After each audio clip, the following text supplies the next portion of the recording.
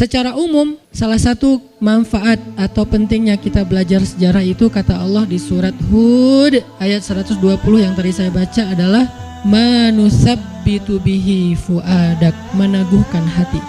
Kalau bahasa saya kemarin, mempertajam nalar. Itu salah satu tujuan belajar sejarah, mempertajam nalar. Jadi ketika kita melihat sesuatu, kita itu bisa langsung menyimpulkan. Kenapa? Karena yang kita lihat itu bukan sesuatu yang baru, udah pernah terjadi dan udah ada hasilnya. Jadi nggak membuat kita jadi kayak masih kagok gitu, nih apa, nggak ada pertanyaan nih apa, karena itu udah pernah terjadi di masa lalu dan bukan sekali, berkali-kali, dan sudah ada hasilnya, sehingga kita langsung bilang, wah ini kayak yang dulu nih, beda kan? Ini tuh kayak yang dulu, oh berarti gini. Artinya orang yang banyak membaca sejarah seperti orang yang hidup bukan 60 tahun tapi ribuan tahun. Orang yang banyak pengalaman pastinya nggak akan terlalu blank dalam melihat hal-hal yang terjadi dalam kehidupan dia.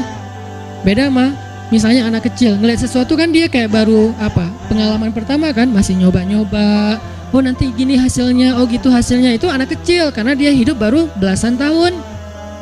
Beda sama orang yang udah 60 tahun. Nah, kata kakeknya atau kata ayahnya, kamu jangan gini supaya kamu gitu. Kenapa? Kakek atau ayah udah ngalamin. Ternyata ada yang lebih panjang usianya daripada 60 tahun. Siapa? Orang yang membaca sejarah. Umurnya lebih panjang daripada orang yang sekedar hidup. Kenapa? Dia bisa berusia 1000 tahun, 2000 tahun, 3000 tahun, tergantung sepanjang apa sejarah yang dia baca. Dan sejarah itu selalu terulang, nggak ada yang baru sebetulnya di bawah matahari. Semuanya pernah terjadi dan kemudian terjadi lagi. Hasilnya pun nggak akan bergeser karena itu sunnatullah. Selalu kayak gitu. Siapa yang taat kepada Allah, siapa yang mengikuti jalannya petunjuk Allah, maka dia akan kesini hasilnya. Siapa yang mengingkarinya, maka kesini hasilnya. Itu udah jadi sunnatullah dalam sejarah kehidupan di dunia. Bukan hanya sejarah kehidupan kita, termasuk jin sebelum kita.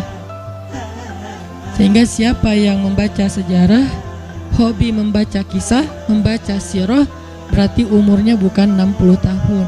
Umur saya sekarang misalnya 30-an sekian tahun. Kalau saya baca sirah Nabi, berarti umur saya 1430-an tahun lebih, atau 1400 tambah sekarang misalnya jadi sekitar 70-an tahun.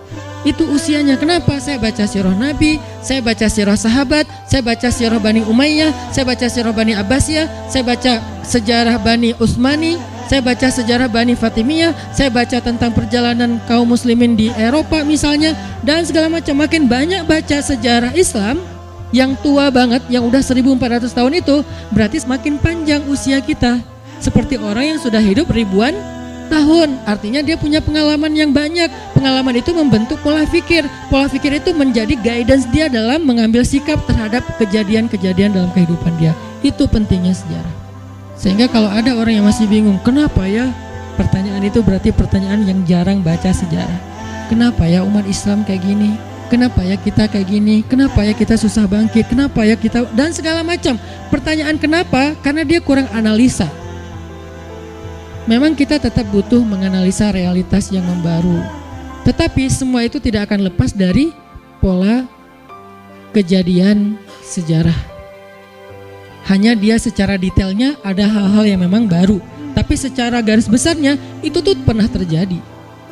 Baik dalam kasus personal, keluarga, bahkan bangsa.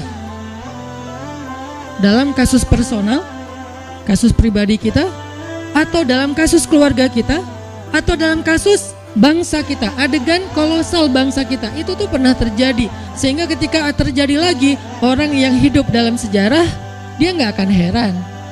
Dan dia nggak akan kebingungan menentukan sikap. Saya harus sikap kayak gimana? Saya harus berpihak ke siapa? Saya harus mengingkari siapa? Nggak akan kebingungan. Kenapa? Dia udah pernah baca sejarah. Tapi orang yang kehilangan akar sejarah, kata banyak pembicara ya, maka dia kehilangan referensi bersikap.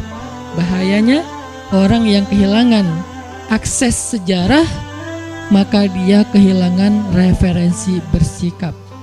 Sehingga dia nggak tahu lagi apa yang membuat dia harusnya pride, yang membuat dia bangga, kemudian pede, kemudian visioner, karena dia nggak punya lagi referensi tentang itu di dalam kehidupannya. Nggak ada referensi, nggak ada sejarah.